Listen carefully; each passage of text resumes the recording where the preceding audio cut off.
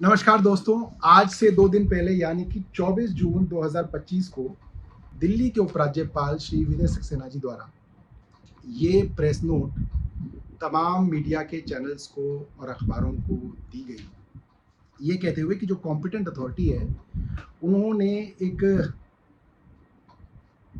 मामले में दिल्ली के पूर्व 2 हेल्थ मिनिस्टर्स, जिनमें से एक मैं हूँ और एक सत्येंद्र जैन साहब हैं, उनके खिलाफ इन्वेस्टिगेशन करने की इजाज़त दे दी। और ये बड़े ज़ोरों शोरों से उनके प्रेस नोट के बाद 25 तारीख के अखबारों में छपा।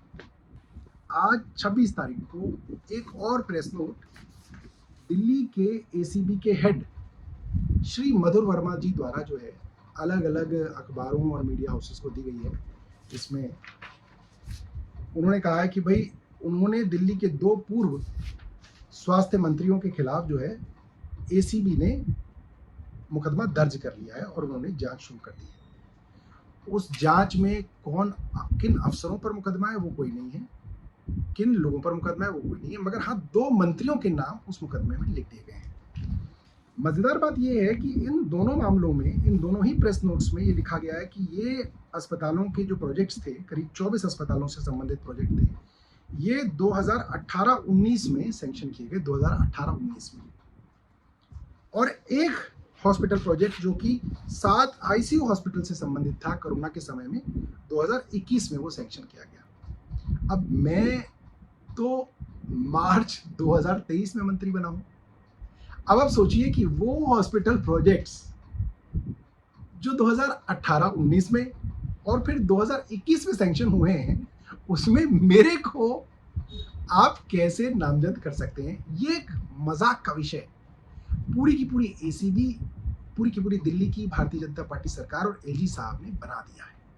दूसरा एक और पॉइंट जो है, जो एलजी साहब ने भी अपने प्रेस रिलीज में लिखा और आज जो प्रेस रिलीज आई है मधुर वर्मा जी की, उसमें लिखा गया है कि साहब एक हॉस्पिटल इंफॉर्मेशन मैनेजमेंट सिस्टम बनना था जिसकी अनाउंसमेंट 2016-17 में दिल्ली की सरकार ने की और वो भी नहीं बना।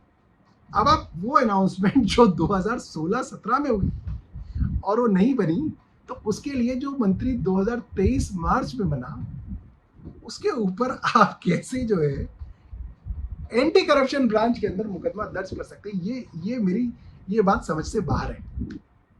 पहली बात तो उस वक्त जो सैंक्शनिंग हुई उसमें क्या भ्रष्टाचार हुआ या नहीं हुआ, इसके बारे में भी आपने कुछ नहीं बताया।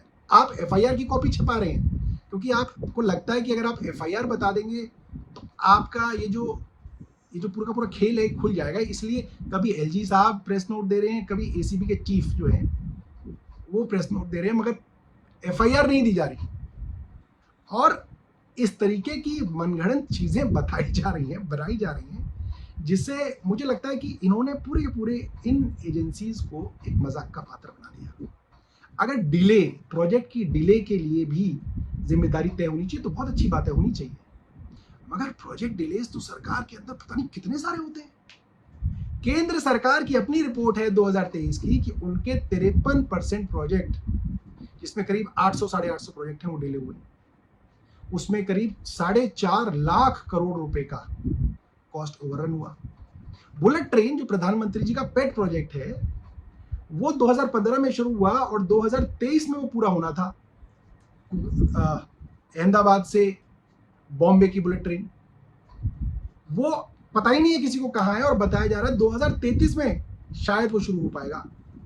मतलब 10 साल की डिले है और प्रोजेक्ट कॉस्ट भी उसकी वजह से 90 से 100% तक बढ़ेगा।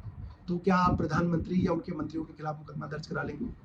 केंद्र सरकार के इतने प्रोजेक्ट डिले होते हैं, क्या आप उनके खिलाफ, मंत्रियों के खिलाफ मुकदमा दर्ज करते हैं करप्शन के? ये क्या मजाक है?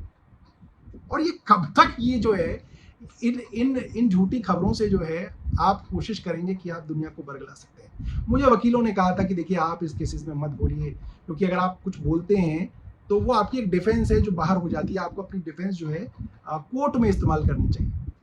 मगर मेरा मानना है कि एक जज साहब तो वो हैं जो कोर्ट में बैठेंगे, एक जज है जो हमारी जनता है।